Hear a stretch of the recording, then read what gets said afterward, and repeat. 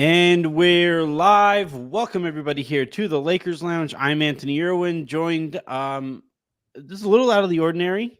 Right, as not always.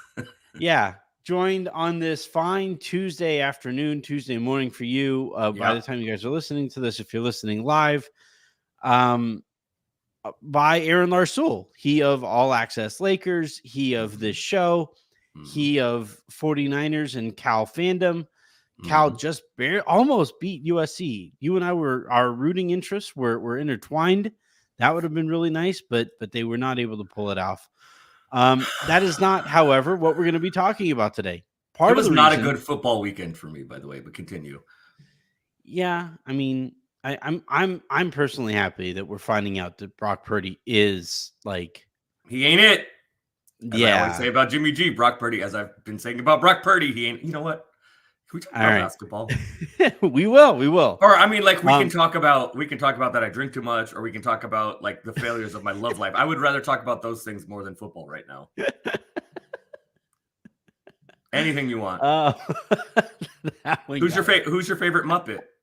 I mean, we can go anywhere you want to go. I just don't want to talk football. So today we are going to talk. Part of the reason we are talking to Aaron today is because, like, in the original conception of our show, it was the hook. Correct. And on the hook was like a Lakers show that kind of wandered all over the NBA. And this is kind of the perfect day, I think, to do a little bit of wandering, seeing as James Harden is finally a Los Angeles Clipper. I would argue he has been a Clipper his entire career. That man is he bleeds red, white, and blue, and some of that GTA 5 jersey, whatever he has been. With the San Andreas? Yeah. Okay, yeah. He has been a Los Angeles Clipper his entire career. Nobody exudes Clipperism more than James Harden, and it has finally come to fruition. In what ways? Every way. Empty stats, like failure when it matters the most, all kinds of hype for somebody who doesn't deserve it, inherent loser, like all of those things. Wow. Yeah. Okay. Yeah. Just both barrels. All of just those go things. with it. Just I cannot. You're telling me you think James Harden is street lights over spotlights? That's like part of it, though. It's like so much of like, we get all these reports. James Harden, he wants nothing more than to win a championship. What? Come on. Like all this hype about what James Harden is going to do. Off-season regimen would disagree. Yeah. His mid-season regiment would disagree. Also fair. His postseason regiment might disagree. But anyway, we are going to talk. Fair. I think that's overstated, but yes, kind of fair. He has some. We are gonna talk about that the deal that went down in the middle of the night last night. What are the chances that James Harden was traded to the Clippers while he was at a strip club? Pretty high, right? It has to be really high. Hennessy is delicious, brother. It's really great. Is there anybody happier about this trade than the Spearmint Rhino right off the 10 right there by downtown LA? I'm not familiar with. I'm not. There's a Spearmint Rhino in downtown LA. He might be there now. Right off the 10, you say? Do you think he's like introducing himself? Well, like the trade goes down, he walks through the doors like, everybody, I'm the captain now. That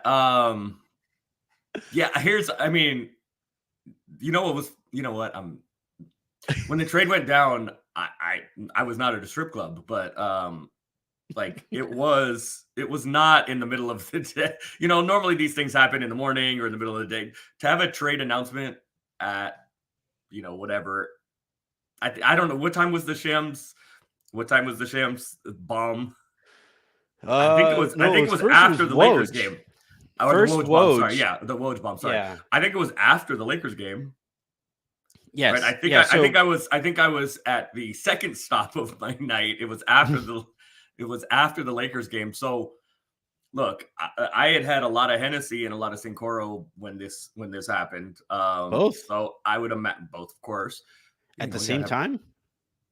What do you mean at the same time? I've never. I have stopped mixing alcohol. I've never heard of like both at the same time. Same well, night, I mean, Sincoro obviously is the tequila of the tequila of the patio, arena. Of course, because Jeannie is one of the owners along with Michael Jordan and Wick and some other owners. So we have Sincoro. We always have to have Sincoro. So when it's shots, I do shots of Sincoro, and then when I have a sip on in between, it's Hennessy. Anyway, and then there was a little more Hennessy at the second stop. So the fact that like I was about 43 drinks deep at that when it came out is like an indicator that this was not a normally timed. Like it almost feels like, yes, granted it's Monday and not Friday, but it almost kind of felt like a news dump, right? Like let's get this out in the middle of the night so people aren't really paying attention. It kind of how it felt. I was not like prepared to be like, I have to actually do some basketball analysis. Like when this trade came out.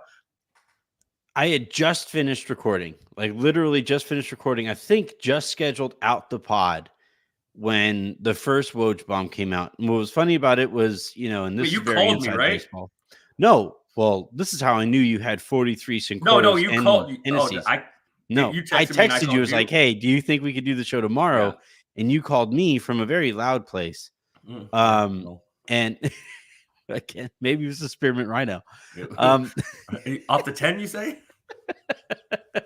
But I texted you like, "Hey man, let's do the show. Can we do the show tomorrow? I'm driving out on Thursday out to El Paso. So do you mind doing the show tomorrow?" And you're like, "Yeah, but you have to do the show on Wednesday." So those Wednesday who for All Access. Yeah. For those of you who like my appearances on All Access Lakers, I'll be out there on there tomorrow for the game then. But yeah, it was funny. Woj tweets out. Yeah, 11:16. You texted me last night. So yeah, which is like 1:16 my time. It's wild timing for a trade to be announced, especially this magnitude. I have a theory on that. Okay. So I very specifically have not read anything and I've not listened to any podcasts because I want my opinion here to be like not filtered with anybody else. Yes. I did not get any other opinions around the league. I haven't talked to anybody because I want to give you my like actual opinion without anybody else's input on this. All right. So Woj tweets out at like, midnight my time, basically. It felt maybe a little after midnight my time. That the trade had gone down and then didn't give details for like an hour. It was a while. And obviously people were getting their jokes off or whatever, but as we were waiting for it and you mentioning just now that it felt like kind of a news dump. Morey got fleeced here and Morey is very much a Woj guy. And Woj does protect his guys. And I did kind of wonder if as Morey got fleeced, didn't get Terrence Mann, did get some draft capital, did get some expiring contracts, blah, blah, blah, blah, blah. But all of the holding out from Daryl Morey, all of the, flags planted in the sand or lines drawn in the sand, not all of that, none of that winds up mattering. He doesn't get the guy that he really wanted. He didn't even get Zubats in this deal. And he winds up sending I'm just saying, like, I look at the players that he got back. The trade as it stands right now, the 76ers sent James Harden, PJ Tucker, and Philip Petrusev to the Clippers for Marcus Morris. Robert Covington. By the way, it's Philippe, but continue. My bad, Phil. It's Philippe, but yes. Marcus Morris, Robert Covington, Nick Batum, KJ Martin, and a 2028 unprotected first-round pick, 2 second-round picks, a 2029 pick swap, an additional first-round pick from the Oklahoma City Thunder. Sources told ESPN. That is via Adrian Wojnarowski of ESPN. Didn't get the guys that he was holding out to be able to get, and yeah, like the fact that this goes down in the middle of the night, and Shams didn't join in the fray for a little while too. It makes me think that, this was a bit of a Monday night news drop to kind of save face for Daryl Morey. So it was about 11 o'clock. Yeah, it was about 11 o'clock my time, Pacific time. Which makes the NBA generally 2 operates. o'clock. Yeah, I was going to say the Eastern time. NBA generally operates on Eastern time. So yes, and you are correct that Woj is a Daryl Morey guy. So it does feel like this was a let's get this out when nobody's looking thing. For Morey. Did he get fleeced? So my initial reaction was, that's it. The draft capital helps. The draft capital is important though, right? The players are inconsequential because. So did Morey get fleeced? So I have a different opinion of. I mean, yes, I think the Clippers win the trade, right? I think that James Harden is pretty underrated as a player presently. Again, I mean, I've said this on your show before. I think I've said it on Twitter. James Harden was damn near all NBA. He wasn't like damn near, but James Harden got votes for all NBA last year, and he should have been an all-star. And he led the league in assists. James Harden can still hoop. Yes, he like all of the commitment things are real. He still doesn't guard anybody. There are some very high-profile, not great games in the playoffs still. Right, James Harden is and fairly criticized. He's criticized unfairly. He is well known for his. I think who tracked. Oh, I think it's Zach Lowe. Like has tracked this, but he has like a very weird. It's a weird thing in closeout games where it's like he's always like 3 for 11 from the field. It's like the strangest thing when his team can be closed out. He has like literally he has like 5 or 6 games where he is exactly 3 for 11 when he can be when his team can be closed out. So all of that is true, but I do think James is still pretty underrated. That said, I kind of have a difference of opinion about because to say that Daryl Morey and the 76ers got fleeced or it's a terrible trade for them, maybe because we have to look at it from their perspective. And I disagree with their perspective about what they actually wanted. But their perspective is they want stuff to turn into more stuff. No. They want to have a bunch of cap space next year. And so they didn't want stuff that they didn't want money going forward. Is that the right move when you have Joel Embiid and you're trying to win now, or you should be trying to win now and make Joel Embiid want to be there long term? Because I promise you, the rest of the league is the rest of the league doesn't care about James Harden. Like James can still play, but James Harden, is he going to move the needle for the Clippers? Yeah, we'll talk about that. We'll talk about that a little bit later. Okay, but so the league is looking at what does this mean for Joel Embiid, and that has been league wide. That has been the real question about all this James Harden stuff. Is what is it going to mean? Will Joel Embiid become available at some point? Will Joel Embiid be the next super duper superstar? I mean, the man just won the MVP.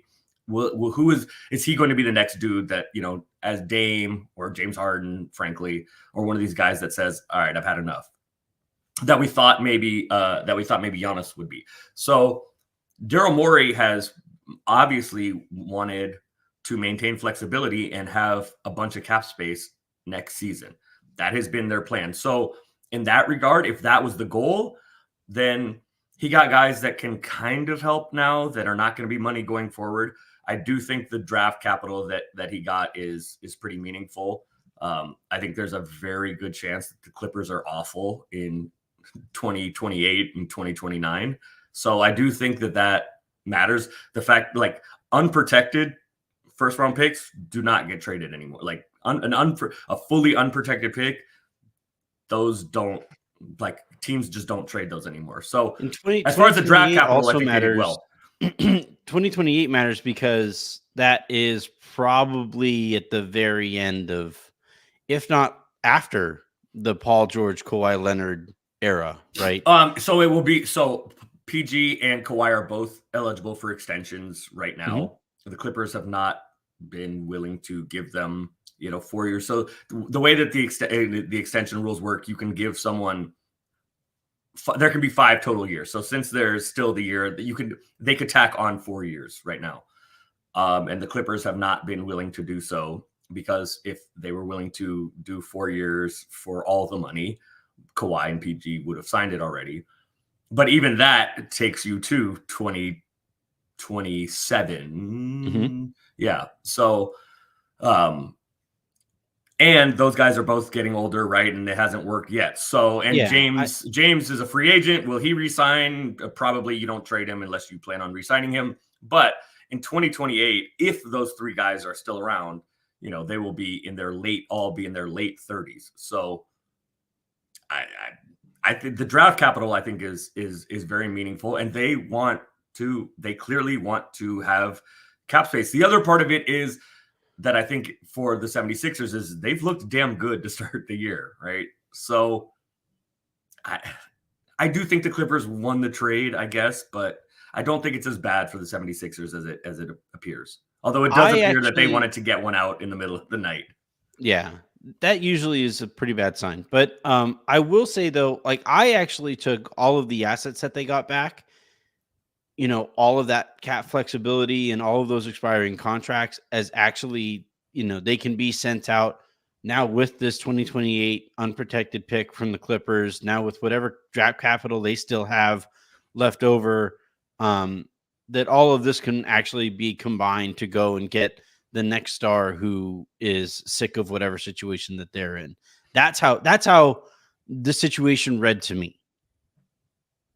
But, I guess a lot of other work. It's optionality. It requires right? another star to be like, it requires another star to get sick of whatever's going on in their current spot. And unfortunately, the next superstar who looks like they're going to get sick of their current spot is the guy that they have on their roster. Maybe. I know. Here's the other thing. It's obviously not this season, but the league is paying attention to Donovan Mitchell, and nobody thinks he's going to sign and extend, do an extension. He and Maxey work though. No, but that was also like, are Terrence Mann and Maxey like a great fit either? No. So if that's the consideration, then you don't need you don't need Terrence Mann. I guess the 76ers have been good though. Like, it's working. So I don't know. The other layer to this is in saying that in the thought that the Sixers want to have a bunch of cap room going into the summer, and that has clearly been their priority. My question to them would be, for whom exactly? Like, the free agent class is maybe the Toronto guys. Like, the free agent class is not great. So I don't know who they're saving that money for.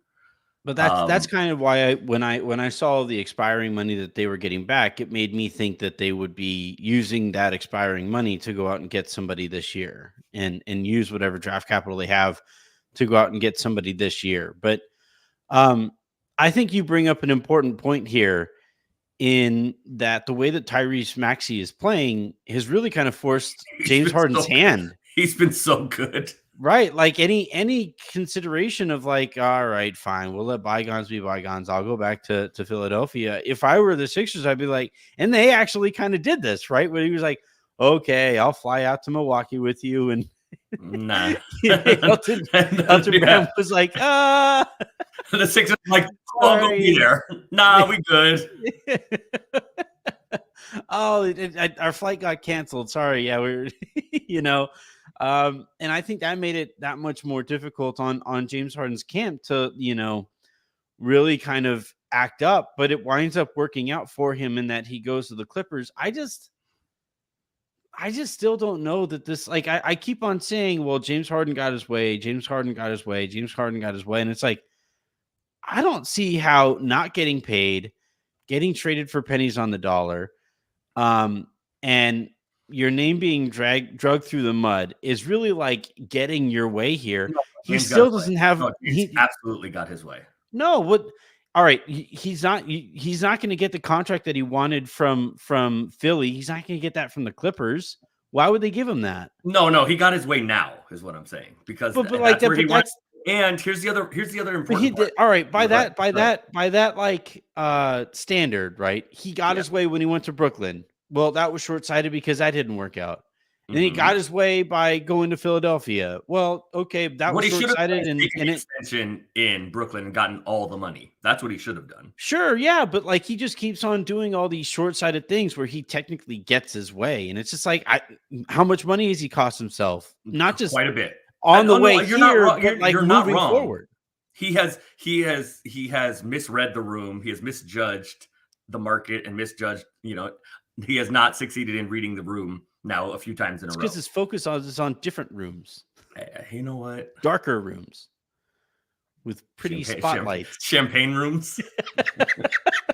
Why did I say that? Hennessy is delicious. But yeah, so no, he has, and the other weird part of it has always been like when he has and has not had an agent has been kind of like a weird thing. And the little nuance of contractual stuff has been interesting. So I think he has misread the market or misjudged the market and misread the room here a few times in a row. But in this instance, he did get his way. Again, he gets his way all the time. In the interim, he probably should have done a better job of taking money that was available to him and then figured out what he wanted to do later, like many other people, Dame Lillard, for example, have done. Dame is just the latest example. Anthony Davis, there's quite a few examples of just take the money and then figure it out. But he did get his way. And another little like nuanced part of this though is usually, and this is the thing, like you've talked about this before, right? With Kobe, Kobe's trade request, demand, or whatever you want. These things often happen or take Melo is another good example where Melo was like, he could have just signed with the Knicks in free agency and gotten all the money. And he was like, no, fuck this. Wait till the offseason. He's like, no, fuck this. I'm going now. But when he went, he gutted the team he was going to. And in this case, like, this is another little piece of James gets what he wants. He's going to the team he wants. And frankly, like, the guys that are leaving are spare parts, right? Like, Covington barely played last year. He was starting at the beginning of this year. Although Lou said that him not playing last year was a mistake, and it was. Like, playing Covington was not great. Sure. And he was starting some this year. He was starting this year. Batum, Nick is one of my guys from back in the Portland days. I love Nick, but he's like done. He's cooked. Morris was so they had these like.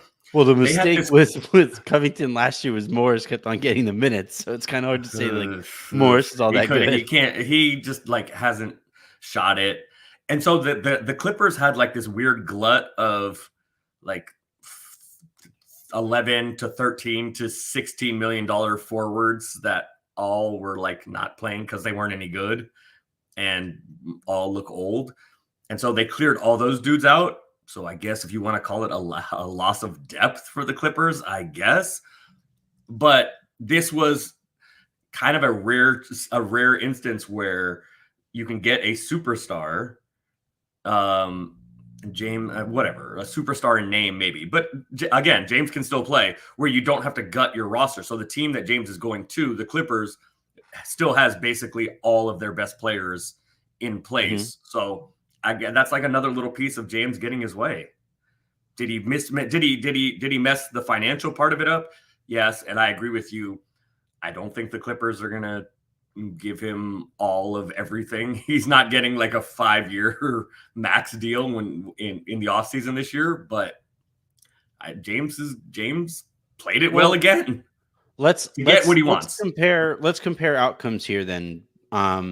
between Damian Lillard and James Harden, because the two guys went about things very differently. And one guy didn't get his way, air quotes, right, in Damian Lillard, in that he isn't in Miami, but he is still super duper rich. He got all of the money that he was ever supposed to get.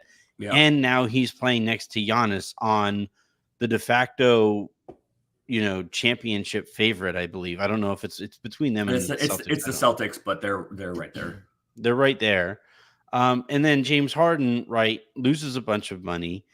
His reputation around the league and with fans is in the dirt. He goes to a Clippers team. He doesn't care. I promise you, he doesn't care. I mean, you always say that like athletes read this stuff and hear. Oh, no. I'm not saying he doesn't see it. I'm saying he doesn't care. That's fine. But, I think eventually you will.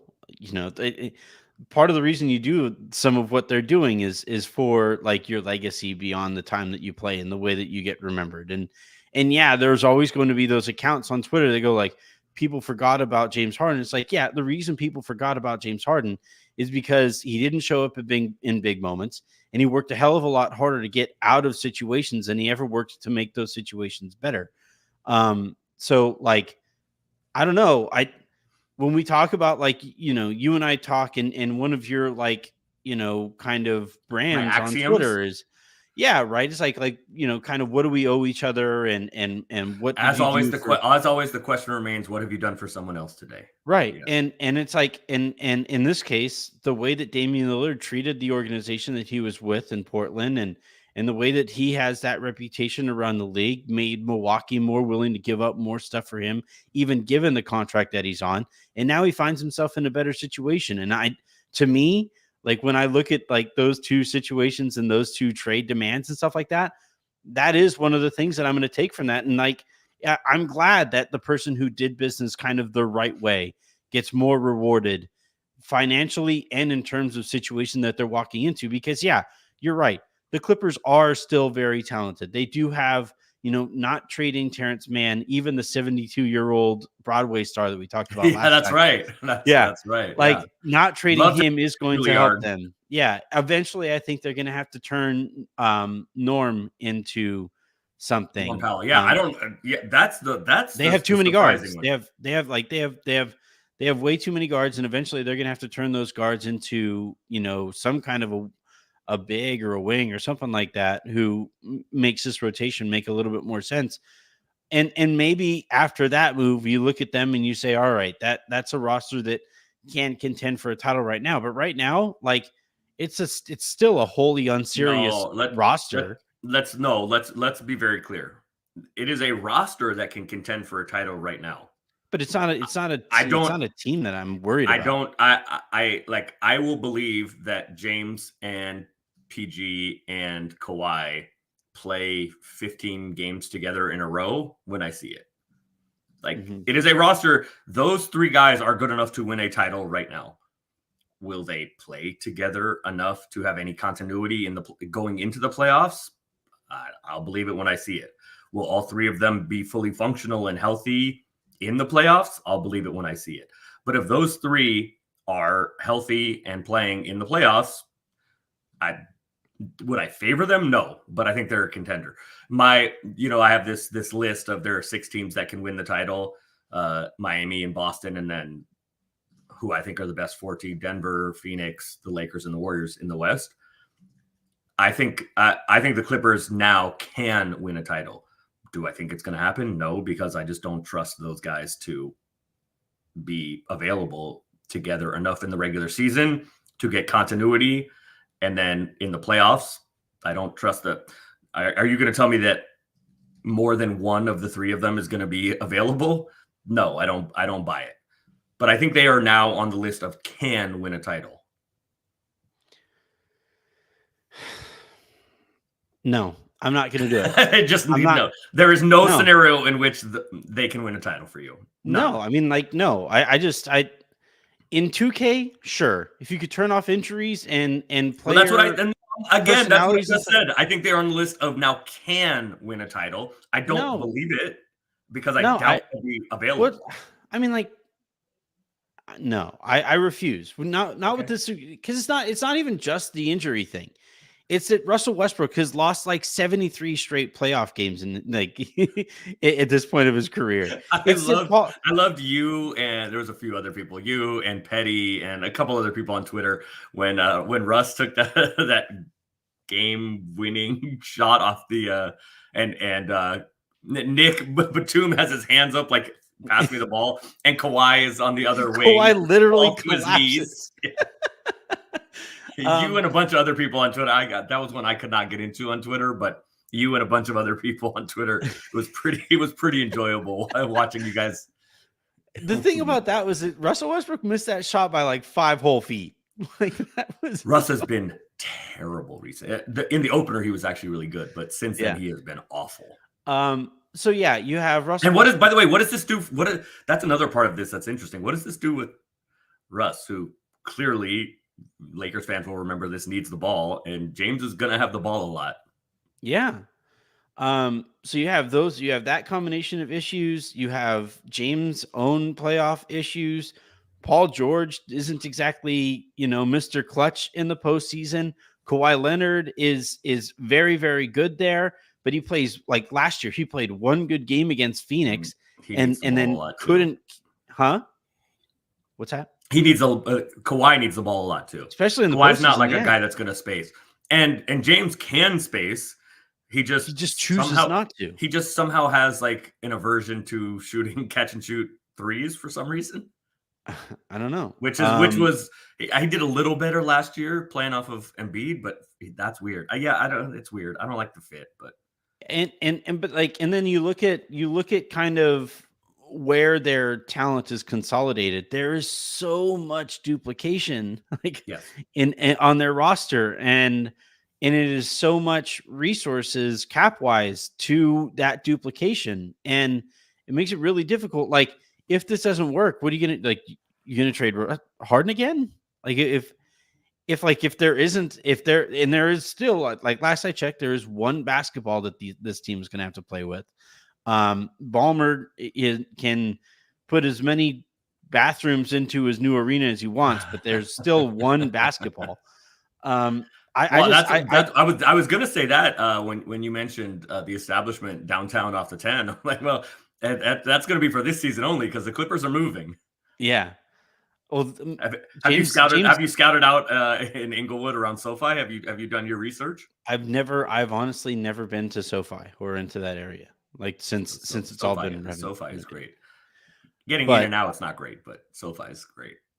Last time I was in Inglewood, the Lakers played a preseason game against the Warriors at the Forum. Yeah, it was sick. It was so much fun. That's a minute ago. Got to go into the Forum Club and see all that went on in there. Have an incredible. Is this pre-gen Jim Bus story? No, it's not. It's not pre-gen. No, Jen actually gave me those tickets for my birthday back then. Oh, because my birthday is Jen always sent you to the Forum Club. Okay.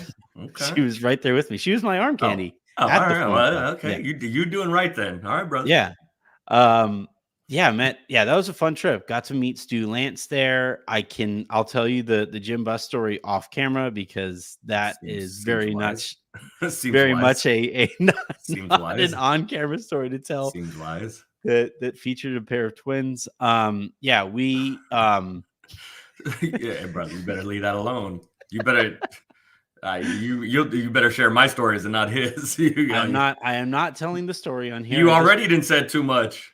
Told an aspect of the story that I find funny. Right. You already said too much. By the way, while we've been recording, my Vikings just traded for Josh Dobbs. They traded for the wrong Arizona quarterback.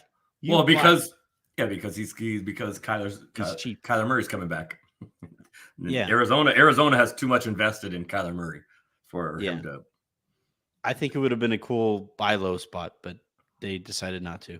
But anyway, they I don't. Or Arizona didn't want to sell low. Yeah, that's also probably true. Although they're so bad this year that they're gonna wind up being in position to trade to draft a quarterback at the top of the draft anyway. So I don't. You know what they're gonna do? You know what they're gonna do? Get 3 future first round picks and trade that pick. They like Kyler Murray. No, they do here's not. the thing. Here's the thing. You'll like Josh Dobbs. a lot more if you pick him up in fantasy. He's a decent fantasy quarterback. He's an awful actual quarterback.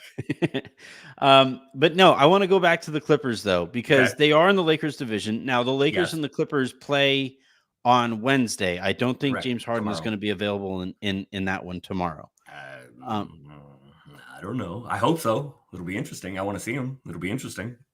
No way. I doubt it. I mean, he hasn't played real basketball in quite a long time. And he hasn't. No, practiced. I mean, we saw this. The reason the 76ers weren't going to play him is because he hasn't practiced enough. So, Nick Nurse said he had to get a couple practices in before he would play him. So, I mean, is Ty Lue going to have the same opinion? And here's another not interesting, but like a kind of little known nuance that fans maybe don't know is NBA teams basically don't practice when the season starts. Harrison like tracks this, I think, right? About when the Lakers are actually practicing, and it's usually like 7 or 8 times a year. When teams actually practice, they will probably try to get one in. No, they play tonight. The Clippers play the Spurs tonight. So I was going to say the Clippers would try to get a practice in today for James specifically, but they play. The trade isn't even official yet. They play tonight. So they play the Spurs tonight. So no. Oh no, it's Phoenix that plays the Spurs tonight. They play Orlando tonight. Orlando has a back-to-back. Yeah, Orlando had the LA back-to-back. Yeah. So no, I don't think. With that being said, no, there's James not playing tomorrow. The other thing here with that matchup though, so again, the Lakers aren't. I don't think they're going to see Harden on this roster. No, not happening. No. If so let's go through like their best lineup is Harden. You're talking George, about Kawhi, huh? You're talking about like not tomorrow. You're talking about like long term or long term. Like eventually when we see this team together, and again the trade isn't official. I saw some cap people saying that there might be a couple wrinkles that might need to be tweaked or whatever. But anyway, as it stands though, the Clippers' best lineup is going to be Harden, George, Kawhi. You have Zubats in there? Yeah. All right. Well, I mean, are you talking about their finishing roster or their finishing lineup? Like their finishing lineup, yeah. So, you have those 4. You putting Russ in there? I mean, he has been. You putting...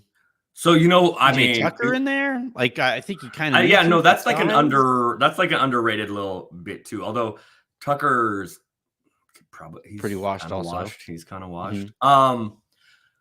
I suspect that their closing lineup will be James, because James is going to have the ball. James, Norm, their 2. PG and Kawhi and Zoo would be my suspicion. You're not going to play like, if they're going to play small, they now need, maybe PJ Tucker can be that answer, but if you're going to play small for closing lineups, you kind of need a small ball 5 because a lot of teams close without a traditional center. Maybe that's PJ Tucker. Maybe you play Russ, you sub Russ for Zoo and try to pretend that Paul George can play center-ish in small ball lineups. Not against AD. No, but that's my guess. My guess is they'll start. They can't. I don't know how you start Russ and Norm is like going to be 6th man of the year. He's going to be in those discussions and was last year. My guess is here's what I would start. I would start James, Powell, PG, Kawhi, and Zoo, and then I would finish with that same group. But I think there's a chance that they sub Zoo for Russ in closing, or PJ Tucker. We welcome you to Lollipop Land. I mean, it's not so small. It's not. It's not the biggest lineup I've ever We saw what the Lakers did to that kind of a group last night. And actually this kind of leads into a topic that I wanted to talk to you about with the Lakers is, look, they've played 4 games and they haven't had Jared Vanderbilt to this point, but I do kind of wonder if with the way that AD and Wood Rui have last night, but with the way that they have looked with AD and with Wood out there together, if we might be kind of witnessing a bit of an identity shift here where they might be hearkening back to a lot more 2 big lineups. And, one thing that I saw Alex Regla talk about it on Twitter today, I mentioned it on the lowdown last night after the game. But one thing that teams are really doing is they're engaging AD specifically in their on-ball actions, right? Dribble a handoff, pick and roll, whatever. Get him away from the rim. Yes. They're trying to get him away from the rim and essentially throw the ball over him. And the Lakers just don't have the athleticism and the physicality on the backside of the defense, especially if any of that action also features LeBron on the strong side in some way. There is just no hope of stopping anything on the backside there. And when the reason why, we're sitting here pleasantly surprised with Christian Wood is he goes in there and he is a little bit of size. He is a little bit of physicality, especially compared to D'Angelo Russell and Austin Reeves when they're back there with Taurean Prince. He does, make his presence felt there. And if the Lakers do actually roll with this identity of 2 bigs, Anthony Davis and Christian Wood isn't really shooting the ball very well yet. So like the spacing is, I think, still going to be off. He's still, but his reputation is still that. It still matters. Yeah. And so I think that, the Lakers got through last year and have had all of the postseason success in the LeBron AD era by way of size, physicality, and those things, bigger, stronger, maybe not necessarily faster, but certainly bigger and stronger. And we saw them beat up on a shorthanded Memphis team last year when they didn't have Steven Adams. We saw them beat up on the Warriors as that series went along. They ran into a buzzsaw with Denver, but if the Clippers are going to basically by the way, Denver go 82-0 if they care. What's that? Denver may go 82-0 if they care. They are so effing good. But I do think though that like if the Clippers are going to go with this identity of being super small to get Russell Westbrook to fit, like I'm sorry, man, that's too small. Like I don't think it fits. I don't think it's getting Russell Westbrook to fit. I think it's getting Russell Westbrook on the floor. Yeah, I mean, I think eventually they're gonna have to like make another deal here, and maybe. By the way, Russ Zoo is good. Zoo is good. Like Zoo is plainly good, and Plumlee can play if it's him at center versus Russ at center. Well, and no, and Plumlee can play. Plumlee can play too. I mean, their like center rotation is fine. It's like it's good. I would say it's in the top half of the NBA. Both of those guys are just Plumlee a little bit less so, but those guys are kind of traditional centers. Neither is spacing the floor. Plumlee's a better athlete. Plumlee can move a little bit. Plumlee can pass a little bit. Now Plumlee can pass a lot. He's a good passer for a center, but that's just not the way of the league anymore, because the way of the league is in your closing lineups is generally get your best 5 guys on the floor, and those guys tend to be smaller, and it's hard. I think we're like 5 years away in the NBA from you just can't play anybody that has no skill, right? Like can't shoot, can't dribble. Centers, I just like we're saying all of the new centers, right? Wemby's not playing center, but the tallest guys now are guys that can shoot and dribble and pass a little bit. So I think the NBA is shifting towards if you are not a threat offensively, other than like I can catch the ball and dunk, there's not going to be a place for you. And so that's why I say like maybe that's what the Clippers are going with. I don't know. They have a decent center rotation. They're like more like plotting traditional big guys, right? Like not Anthony Davis. To the Anthony Davis and Wood question, I've seen a lot of people on Twitter, excuse me, because that combination has been Good. So far in the first 4 games, it's been really good. I don't like playing 2 bigs without AD in the opener. I haven't the liked Lakers the played Jackson and Hayes, Wood. Christian Wood thing. I don't understand it because they're both not good enough defensively. And you have AD as a backstop to make up for those deficiencies, especially because, as you noted, the athleticism with the guards is a little it's a little not quite there. But I said this in the preseason. My fear, and look, AD and Christian have looked really good together. My fear with that as like a staple, and I've seen people on Twitter advocating for those two to start together. Again, you're turning LeBron into a 3, and I think at this point of his career, that's just not a reasonable ask. Like, unless you're going to have AD guard Kawhi and guard Jason Tatum and guard KD, etc. Christian Wood looks okay on KD, but unless like to me, LeBron guarding 3s full time is just a non-starter. Especially in starting lineups when you have to go against the best guys in the world. The best guy. Yeah, that just doesn't work. Yeah, I tweeted this last night, and in sitting on it and thinking about it longer, I've only further landed on this. They have enough shooting between Reeves, Russell, and even LeBron and AD, I think, to put Vanderbilt in that starting group.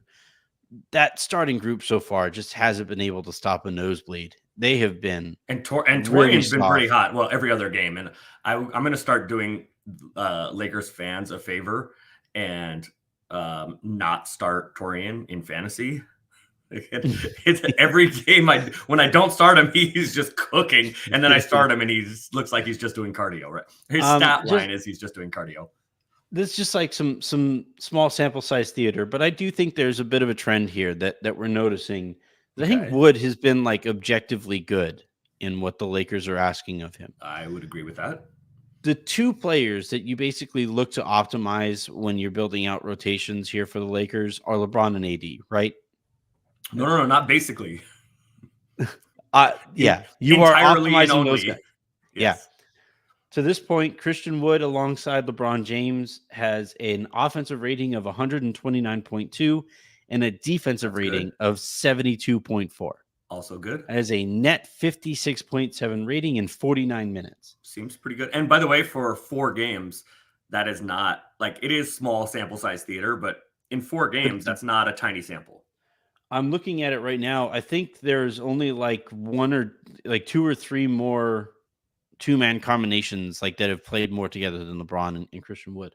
One of them is Christian Wood and Anthony Davis, where in 15 minutes they have held an offensive rating of 113.1 and a defensive rating of 83.3. That is a net of 29.8, which is also good. You said one that has played more, and then you said 15 minutes. No, in 52 minutes. Oh, okay, got it. Yeah, you said 15, I think. Sorry. So in 4 games, LeBron and Wood have played together for 49 minutes and held a net rating of almost 60. And then in 4 games in 52 minutes, you've seen Anthony Davis and Christian Wood hold a net rating of 30. So this is terrible. The NBA.com, which is, I guarantee what you're on, because it's the only way to find groupings, and it's the least intuitive thing possible. But if you don't mind searching the 3-man groups, how about the 3 of them together, if you can find it? I will do, because it is the least intuitive. It's so bad. It is so bad. So we have So because LeBron, you can't search. You can't say like, hey, I want these guys on and these guys off. You can't search. You have to just like put in 3-man or 4-man or 5-man groups, and then you got to like scroll. Yes, it's terrible. Yeah, terrible. It gets a little bit better later in the season because eventually you get can sort by minutes played. You get minute data, so that kind of helps or whatever. Terrible. All right. Like, why can't I just say, hey, I want these guys on and these guys off, and give me the results? Well, it's kind of like for those who have YouTube TV and like, you could do multi-view on YouTube TV for Red Zone and for other Sunday games or whatever. And you wind up having to scroll through and hope that you find like the combination there. Like, I know that there's a lot of tech that goes into there, and this is extremely first world problems. But let me pick my 4 windows. Just let me pick my 4 windows. You don't pick them for me where I have to scroll to see. Yeah, no, I want to. Let me. Here's just the other problem. Box A, box B. Here's box the other C, problem. And now, admittedly, I'm a DirecTV guy, and Sunday Ticket I love. The other problem with Sunday Ticket on YouTube TV is I don't have the previous, right? I can't switch between games. Yeah. Because what we do over at my boy's house, I built a sports bar at my boy's house. We have one TV. I built a bar outside. We have one TV outside on a patio that we can turn to see from the living room. And there's 4 TVs in the living room. So we put the games on the main TV. We put, we want to have 2 games because you don't want commercials, right? You want to listen. That's where we have the sound, and you want to listen to commercials. So we used to switch back and forth between the main game and Red Zone, or 2 games, depending on what it was looking like. And you can't flip back and forth between games. You have to like exit the game and then scroll in the YouTube TV app and click the other game. You can't just go previous back and forth. It's another problem. Yeah. Another first world problem. So now we have to do whatever is on Fox or CBS, and the terrible Red Zone that's not Siciliano anymore. The terrible Red Zone on DirecTV. Yeah, we can't. So that's what we have to do, because otherwise you can't just go previous. That's another problem.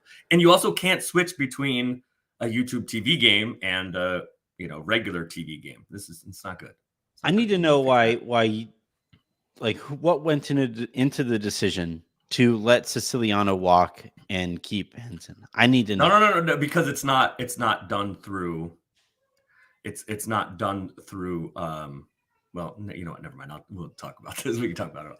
Whatever went into the decision needs to be undone. Siciliano is just way better. But anyway, getting back to the question you wanted to hear, in 4 games they have played 28 minutes together, so it's still a small sample size.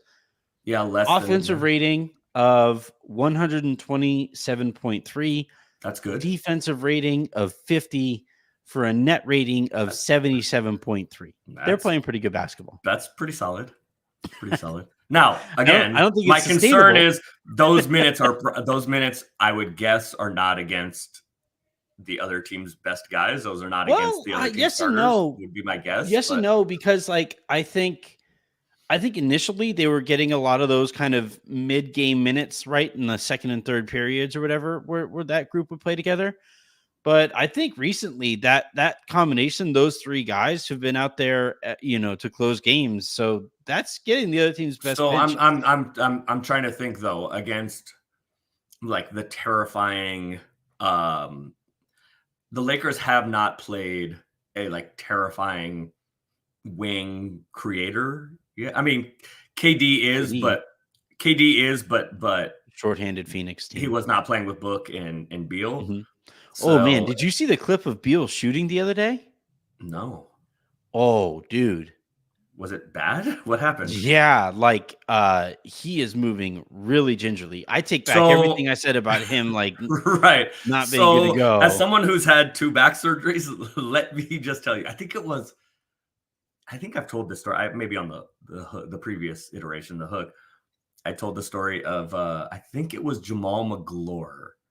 I think he's the one that when I was in Portland, he my back, that was at the beginning of my back. Well, not the beginning of my back issues. That was my first back surgery when I was in Portland.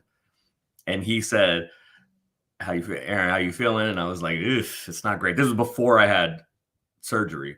He said, "How you feeling?" And I was like, "Not great." And he said, "Look, man, there are 2 things that will take all the cool out of you: having a daughter and back problems." Yeah. So to be fair to Beal, like a back, that is not to play with. That is not to play with, which is why I have a little grace for Ben Simmons and Michael Porter Jr. Back problems they are not fun. Yeah, I saw that clip of him shooting, and I take back everything that I said about. I haven't seen it yet. That dude needs to wait like that. That was that was a tough watch. He looks not as good as Aaron Rodgers, like 4 days off an Achilles, throwing like doing dropbacks and throwing passes pregame. All right, for the Jets. can we? I keep on seeing that, but like he's very clearly being very careful with where he's. Okay, but he had an Achilles surgery like 2 months ago. NFL account is like, look at this guy move. He might become. It's like, well, I mean, he can try to come back, but his foot might fall off. Is the thing. Yeah, I mean, he has to be able to like. He's nowhere close, but you have to be able to protect yourself. Although I did see like Josiah was pretty funny, like Jets asking, "Hey, Aaron Rodgers, how's your Achilles?" And then he had some clip of some dude like basically just doing Michael Jackson dances all over the street with flashing lights around his feet. All right, back to the Lakers. Yeah. So I do think Christian Wood has been really good so far, and it has worked. And the Lakers defensively have been pretty good. Offensively, the Lakers have been pretty horrific. And Christian Wood is a very talented offensive player, and he does provide a little bit of rim protection in the ways that, going back to the championship team, I think the big benefit to having another big there with AD, Dwight and JaVale, on the championship team, is that gives you the opportunity to deploy AD. You get to take advantage of his versatility defensively. And if you want to say, okay, AD, like you got Kawhi, or you have PG, or you have, insert wing, like big primary ball handler, scorer guy, you still have somebody at the rim to be a deterrent. And Christian Wood, for all of his defensive foibles, for all of his deficiencies defensively, he's a competent shot blocker. He's not Dwight level, he's not JaVale level, but it allows you to do things with AD and still have somebody on the back line there to, at least contest or be some sort of a problem without having LeBron to have to, because LeBron is still okay as like a weak side help shot blocker. He's not. I don't want him to be anything more than okay. He's not what he was. He used to be elite, and he's not anymore because athletically he's not. Even though that one, who had that picture, the one that tipped. Oh my God! It seemed like he was like 8 feet off the ground. Yeah. Mm-hmm. No, I have basically landed on, and this is a bit reductive, but I do think this is essentially how I would sum up Anthony Davis playing alongside a center or not playing alongside a center. When the Lakers had Caruso and Kuzma and KCP, and you had all of that wherewithal, you had all of that defensive athleticism and physicality, you could put size. Yeah, you could put AD, at the 5 there and move them all over the place and not have to worry as much with what is going on behind him. That was also a younger LeBron, right? That lineup, that's going to go down as one of my favorite lineups of all time. AC, KCP, Kuz, LeBron. Or no, AD. I guess it would be AD. Oh, yeah, that's fine. No, you got it. Yeah, that's fine. Yeah, that's going to be one of my favorite lineups. I mean, that's the lineup that started Game 6 that won the championship. Yeah, and went up by 40. but wore the Mamba jerseys in Game 5, like we got this because we want to win the Mamba jerseys. And with this group though, when you swap out Caruso for D'Angelo Russell and you swap out KCP for Austin Reeves and you swap out Kuzma for Taurean Prince, that is a very different defensive look. And those guys are it's a little, it is different. And like, look, I had to stop myself. You could ask Harrison. I was going to fire off a Caruso's Reeves tweet last night. Just held off because I am mature. Do you want to? Did you put it? I haven't been participating. Did you share it in the SSR Slack? No, I just DM'd it because I knew that would light the Slack on fire too. And I am mature. No, you like to workshop / trial balloon / canary in the coal mine. No, I knew. All right, tell you what. This is a pod feed exclusive. I know. Yeah, I want Lakers Lounge exclusive. I want to hear it. This is a pod feed Lakers Lounge exclusive that will not hit Twitter reaction unless somebody grabs this clip. In which case, I am terrified about this. But you're going to get my organic reaction to this. Swap out Reeves for Caruso, and how much better would the Lakers be right now? Yeah. Quite a bit better. They'd be quite a bit better.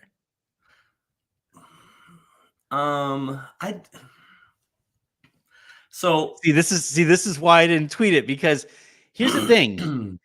Your reaction there, because you're going to give like a thoughtful response that takes into account various factors or whatever, right? Yes. You know where my favorite part of this is they have to be like from is Twitter. You know what my favorite part of this is, like, for whatever reason you just have aligned them, and they're the two guys that not have to I be connected. No. Because they're just like because they're just white guys. No, every time that play I say, like man, sort the of the Lakers same could position. really use I have said I would prefer to have both, because the Lakers should have both still. But every time I tweet, like, man, the Lakers could really use that kind of a defender at the point of attack, I always get as a response, no, Reeves is better. And I'm like, what does that have to do with anything? And I don't think he is. Is Reeves better at basketball? I don't know, but he's not better at any part of guarding any part of guarding anybody. No. Yeah. I don't want to have that conversation again. No. And that's part of why I didn't tweet out the take. Are you taking any joy in the fact that THT just like doesn't do anything for the Jazz? No, because like I said it was stupid at the time. Starting him for some reason. Yeah, I don't know. He just doesn't do anything. Here's my thing, and I've said this countless times. When I don't like a player, when I don't like a player's game, I should specify. Is it THT? You're not a THT. I've never liked his game. I've never been a fan of his game. I didn't think he was good enough to be on the ball as much as he needed to be on the ball, and I don't think he's a good enough defender to make up for his offensive issues. But he has really long arms. Yeah, he also has a really big tummy. Like at various points in his career, he's had a very big tummy and very long arms. You have nerve. I'm not a professional basketball player, dude. If I was a professional basketball player and I looked like this, I would say to people, you know what? You should criticize me for looking like this. You are not a professional. That is true. That is a factual statement. You are not a professional basketball player. But like whenever I say I don't like a player's game, I always try to follow that up with, I hope I'm wrong. I hope I'm wrong. And like Jalen Hood-Schifino, I'm not positive about his game. I don't think he can shoot very well. He has the tools to be a pretty good defender, and he's a very good passer, but I don't necessarily know how that fits, because there are guys who are going to be better at those things than him, and it makes it difficult to have him fit onto basketball courts if this is the way that his skill set carries on moving forward. Oh, boy. Okay. So Tennessee is delicious. This is where I would say, though, I hope I'm wrong, or I hope that he adds to his game and is more capable of fitting moving forward. But like, that's where I stand on him right now. And like with like THT, I always said, like, I don't like this guy's game. I hope I'm wrong, blah, blah, blah. They traded him. He also isn't good in Utah. And I'm like, okay, yeah, I was right to this point. There might be some time for him. He had a good end to last season. Yeah. When Alex Caruso is one of the best defensive players on planet Earth. Period. So yeah. Like, and as a point of attack / wing, like somebody who can point of attack and wing, size up and guard, threes and sometimes fours. It's the conversation. It's him and Drew Holiday. Like, there's the list. Yeah. So he's the guy who, like, under zero circumstances whatsoever do I want to see the Clippers get him for a variety. I don't want to see. They don't have anything. They don't have anything to Hopefully trade. not. I'm just saying that if you're looking, they emptied the cupboard. If you're looking, there's like an old can of tuna fish and like a half-eaten jar of peanut butter, but like they have emptied the cabinet. But if they somehow are able to, because we've said this with them before, like they've made moves. I'm like, what? How does that even fit under the? Okay, but yeah, he is how that roster is completed. Like if you swap out Russ for him, you just said they wanted what is no, I'm just saying like if I'm not saying that you could trade Russ for him. I'm saying that like if this was 2K and I could turn off teams being able to say no to my trades, like if I was in charge of that team and you put Caruso there next to Harden and next to Kawhi and next to Paul George. Why don't you give them Steph and KD and AD and LeBron and those guys Joker aren't going to be available this year. I think Caruso eventually is going to be available. And all I'm saying is that I don't want to. By the way, if he could find like him or like it's just maddening because those guys were clearly championship level players and the Lakers gave up on them too quickly. But if like same thing here. Again, this isn't something that the Lakers have to do. They don't have to swap out Reeves for Caruso. But I'm saying that like if we were to make that first unit make a little bit more sense right now, I'd probably say that Caruso fits a little bit better right now. And it doesn't help that Reeves is playing some of the worst basketball of his career. But I would disagree with that. That's not enough. That like because AC just doesn't shoot it. Like AC is a wonderful defensive player. That's why and a glue guy. So he's a great glue guy. And he's literally one of my favorite people in the NBA. I love AC. Austin is the guy I'm probably closest with on the team presently. I'm not that close, but like AC is one of my favorite. But I don't think in this group, I don't think that I think you need Austin's creation and shooting as it compares to AC. AC is again one of the best defensive players on planet Earth, but I do not. Yeah, go ahead. That's why I said like it's not fair to make this point now, given the way that like Reeves just clearly doesn't look right, you know. And I saw people kind of how did a few games in the summer throw off his conditioning? It's like these guys are so. Well, and look around the NBA. Yeah, like all the guys that played for Team USA, it is not. I mean, it has been not great for basically all of them. Brunson hasn't been good. Ant has not looked entirely right. Like Triple J has been bad. Put a Ferrari in your garage, and then fill it with some please. But like, put, like you think I'm a menace with the ladies now? Wait till I have a Ferrari. Yes, come on with it. Like, put whatever fine-tuned car that you want in your garage, and then you take it to the gas station, some cheap gas station that you only find in like Indio, and put the cheapest gas in there and see how long that thing runs for. Or like take it to one of them off-brand gas stations. You're like, I do not recognize this logo. You guys only have diesel? You try to light the gas on fire, E and the next station is 72 miles from now, and I'm on E. You only have diesel? Fuck it. Let's give it a shot. I'm putting diesel in the Bugatti. Let's see. Yeah, I don't know what else I'm gonna do. So when people say like how going up to 5, how could a few games in over the summer throw off like a bunch of guys' games at the beginning of the season? It's like it's not just the games; it's the travel to the Philippines.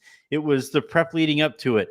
This is usually their downtime when they and they all have of their regiments that they follow closely, so that when you come time to play in the regular season, you are ready to go. And when you throw all of that off and you go to Indio and you fill with that inflammable diesel shit, of course it's going to mess with their bodies. Well, but here's the other thing as it relates to Austin, right? This was like, and it wasn't even last year. I mean, last year was the first time Austin was like actually a rotation player and then a starter.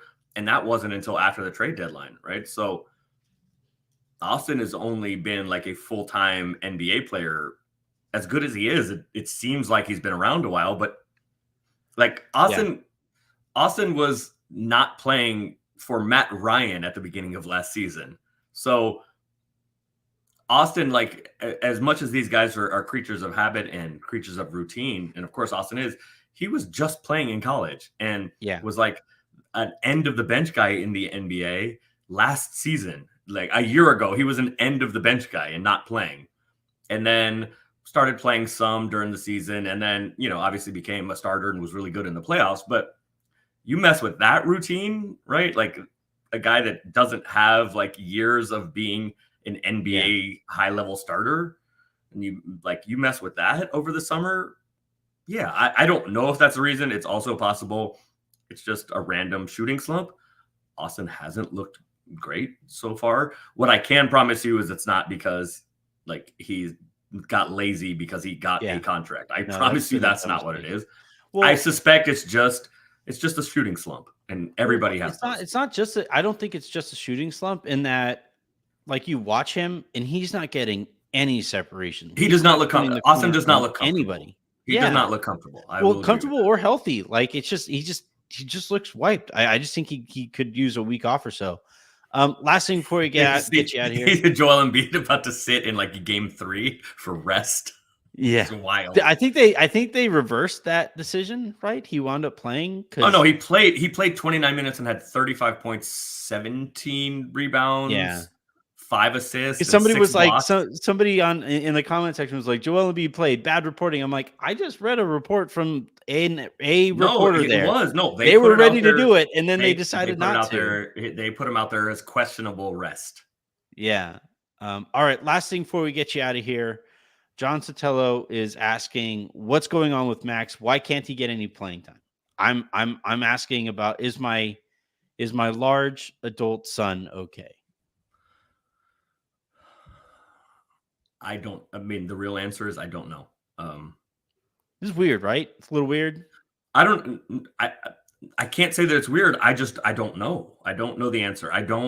As far as I know, he's not injured. I liked what I saw from him in the preseason. Obviously, he was great when he in summer league. Did he rear end Darvin Ham on the way to practice one day? I expected him. I'm not going to even respond to that. I expected him to be ahead of Cam Reddish on the depth chart going into the year, and I think that's kind of the inflection point that everybody is thinking about or talking about. I expected him to be ahead of Cam. He clearly is not. And the real answer is I don't know. I expected him to be, and he isn't. I don't know is the answer.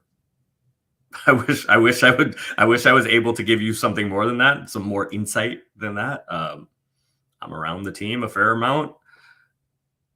And the real answer is I don't know. I expected him to be ahead of Cam on the depth chart going into the year, and he clearly isn't. The reasons for that, I don't have a good answer for you. The reasons for that, I don't have a good answer for you. But as far as I know, Max is not hurt, dinged up, whatever. Did he insult Darvin Ham's now longer beard? The reasons for Max being behind Cam Reddish on the depth chart, I don't know. I expected him to be ahead of Cam Reddish going into the season. He clearly has not been. The reason for that, I don't know why, and B, I disagree with. It doesn't mean that there isn't a reason.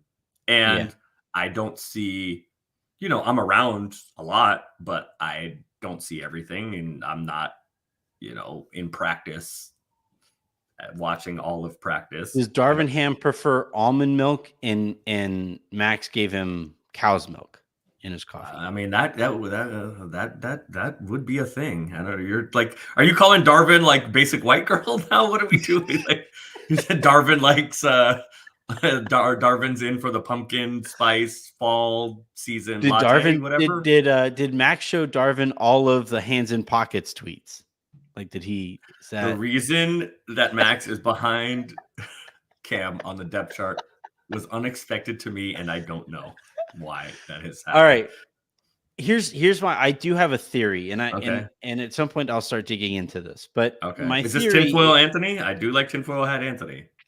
Somewhat. My favorite Anthony. Okay. Somewhat. I need to make like a tinfoil hat. That'd be fun. That'd be a good. Do a bit like put it on when it's time for one of your theories.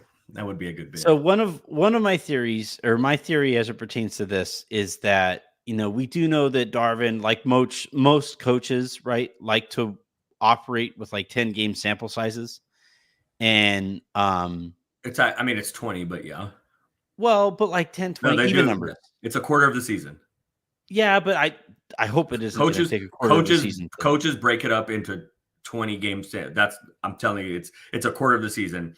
Okay. And most coaches, they use the first 20 games to kind of like figure out because every team is different, and you kind of use the first 20 games to figure out what you have. The reason I say 10 is because Cam is playing such a smaller role in the rotation that I think you could see what he's done out there for 10 games and then adjust if need be. And then after those 20 games, you could make a more real adjustment on a macro level of those two players. And I think that for whatever reason you want to point to, and I think there can be multiple things going on here. Reddish is the veteran. Reddish is a little taller. And given the matchup that they had against like Kevin Durant in some spots, that they wanted to give Reddish that opportunity as well. The other thing here at play, and it's always going to be a thing at play, and you can sip on some Hennessy here if you would like, or unnamed cognac. Hennessy, get at us. But I do kind of think that as the Lakers continue to maintain a working relationship with Clutch, that like they might be saying like, yeah, we'll give him the first shot at this, and if he earns more minutes, cool. And if not, we have this guy who's probably a little bit better, but he's younger, and we can at least explain it. And after like 10 games or so, they'll maybe look at this, and Max will be playing a larger role in the rotation moving forward. That'd be my guess. So my guess is, and again, I don't know the answer. My guess is two things. One, the veteran thing that you mentioned, right? Veterans usually get the first crack at it, and that's not a Lakers thing, and that's not a Darvin new coach thing. That's just an NBA thing. My second guess, and maybe this should have been the first thing I mentioned, is like specifically with Denver, or to start the season with Denver, the Lakers wings. I don't consider LeBron a wing anymore. The Lakers wings and guards, which is where both Cam and Max kind of fit into the rotation. There's a lack of athleticism. The size is okay, right? Not the size, the height is okay. But there's a lack of athleticism, and Cam is a better athlete than those guys. But you mentioned he's also bigger, and it's not just about being taller. He is taller, but it's not just about being taller. Yeah. D'Lo, maybe kind of. Gabe, definitely. Austin, Torian, they're all like smaller. And I don't even mean like short, I mean smaller. And the Lakers, especially get to start the season against Denver, we're just getting pushed around.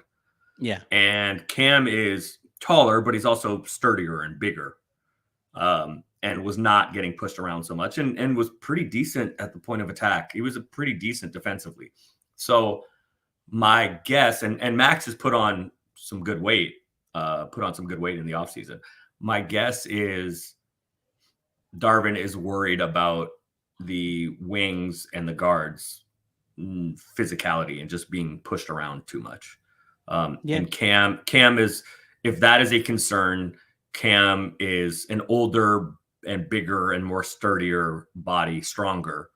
And, against like Michael Porter Jr., who's taller, like we're just getting pushed around. The Lakers were just getting pushed around. And Aaron Gordon, because the way that the Lakers guard, you're going to find, what Max would be, or Austin occasionally, or Gabe or D'Lo, having to switch onto Aaron Gordon. We saw what that looked like in the playoffs last year.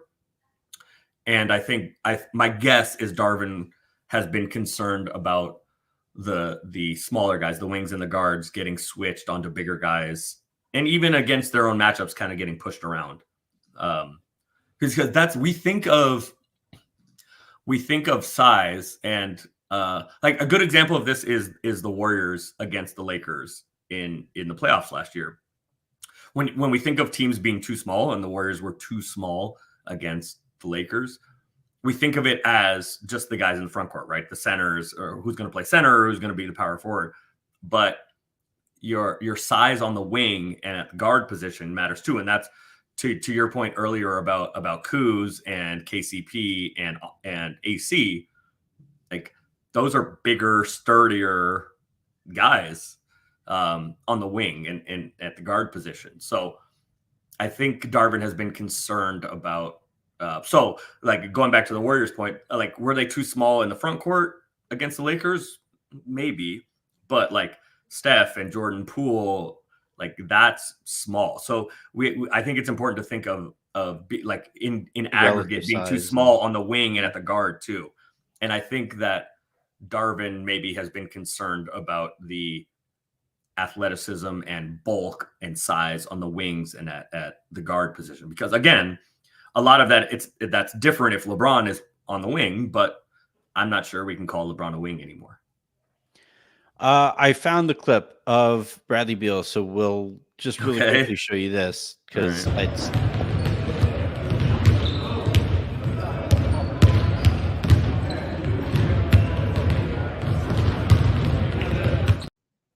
Yeah, he looks like me.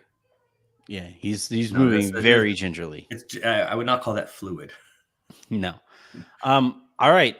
That is going to do it here for this episode of the Lakers Lounge. We look, we have Halloween tonight. What are you doing for Halloween? You handing out? So I went to a party. I went to a party on Saturday. Shout out my girl Joy Taylor. Put on an incredible Halloween extravaganza. I will put up my my costume. I don't like taking pictures, but I will put my costume. Go. Creatively enough, my Instagram is just my name, Aaron Larsuel. Maybe I'll put it on. Maybe I'll put it on Twitter too, which is actually also creatively enough my name. So I went to a party Saturday. I think tonight, obviously there were Lakers last night and Lakers tomorrow. So I think tonight I am going to remind my niece and my nephew that their uncle still exists. And I've not done a great job of hanging out with my niece and my nephew recently. So I think I'm going to go check out their costumes and kind of wander around Burbank and watch them trick or treat a little bit. And then I may, after that, find my way into some trouble. Find James Harden at that Spearmint Rhino off the 10? No, I don't think so. I my trouble, you know what? Never mind.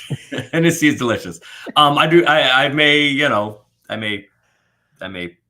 find a friend or phone. I may phone a friend. I'm gonna play Who Wants to Be a Millionaire. I may phone a friend after that. But I need to go see my babies. So I think I'm gonna go hang out with my my niece and nephew this evening and look at their costumes. And I actually do. I'm not gonna go, but I do. I want to watch Phoenix and San Antonio and little Clippers Magic. So I'm a basketball junkie, so I will probably watch some basketball and maybe have a friend over or something like that. I'll go get some purity. I need to go see my babies, get some purity in my life though first. Jen and I let Avery decide what we were going to be for Halloween this year. So yeah, what are the kids being? I am Mario. What are your babies being? It's me. Like, I'm going to be Mario. Mario. Yeah, I'll be Mario. And then is Jen going to be Luigi? Yep. Yeah, Jen's going to be Luigi. What do we got from the babies though? Avery is going to be Princess Peach. She's stoked about that. We're doing a full on it's going to be like really cold. It's going to be like out here tonight. Okay. Like right now it is 52 degrees outside right now. Yeah. So we're probably going to have Avery be specifically the Princess Peach when she was riding the bike and have like a leather coat over her. Okay. Princess Peach with sleeves. Yeah. Okay. And then little man, we tried to find him a Toad outfit, but we couldn't find him one, so he's just going to be little Mario. Like tiny. Ooh, he'll be like the blue mushroom Mario, where he shrinks down, and that'll be him. He'll be like a useless little Mario. Okay. That we have to carry everywhere. Does he he's not cognizant of what this is about quite yet? No. Not quite yet. He probably has like Next another Halloween. Next Halloween. next year. Yeah, Yeah, maybe next next Halloween. year, maybe the one after that. Is even next year. I think like he won't understand like why he's getting dressed up like that. This like because like right now Avery is 4. This is the first year that she's saying like I want to be this and I Well, want to be how did like you guys play like Mario Party? You guys how no does the she new know Mario movie, that came out. there's a new Mario movie? What? I told you I have not It been was good at legitimately the I biggest have not movie in been the world I for a have little not been while. good at uncling the last like 2 months. I told you this. Ask your I have to you have I have to nieces, go right? Is it remind my just niece and nieces nephew or is that I it a exist. niece and nephew? Yeah. Yeah, my niece is So 8, my nephew's 5. ask them, especially no, both of them, frankly, but ask them both about the Mario movie and what they think about it. I can't Or remember show what my up niece dressed is gonna as do. Mario I'm not gonna and do that. really, No, really set the I'm not world gonna on fire. Joy got me to put a costume on. It is the first time in 15 years I've put a costume. I'm not gonna do that. I'm not gonna wear a costume. I'm not gonna show up as Mario or Wario or Luigi or Bowser or I was gonna be any Bowser, but those costumes were like $150 for like the no, shell and no, all I'm that. not doing that. I'm sorry, not for one night. No. Sorry, Avery. If you're listening to this 18 or what is it, 14 years from now in therapy with your with You your gotta be therapist. 18 before she's allowed to listen to the pod feed. No, she's gonna use this as I mean, evidence. probably she probably should be. Listen to Yeah, Uncle Aaron talking. She probably yeah. should be. All right, that is going to do it though. Happy Halloween, everybody. Please be safe out there. Be If you are safe. going anywhere, Uber, Uber, Lyft. be safe. Like Yeah, it's just yeah, not yeah. worth it. So enjoy the holiday for what it is and have a great night. And we will be back tomorrow to preview the game between the Lakers and who are they playing? The Clippers Oh, yeah, that's right. We talked about it half of the show. haven't beaten the Clippers in what is it, 10 straight, 11 straight, something like that. I don't Yeah. know. It's That bad. It's streak bad. ends tonight or tomorrow night, whenever they play. Tomorrow Yeah. night.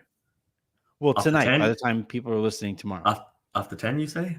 Off the 10, yeah. Yeah, it's okay. Downtown? Off the 10. Yeah. All right. Don't go in the middle of the week. It's not great.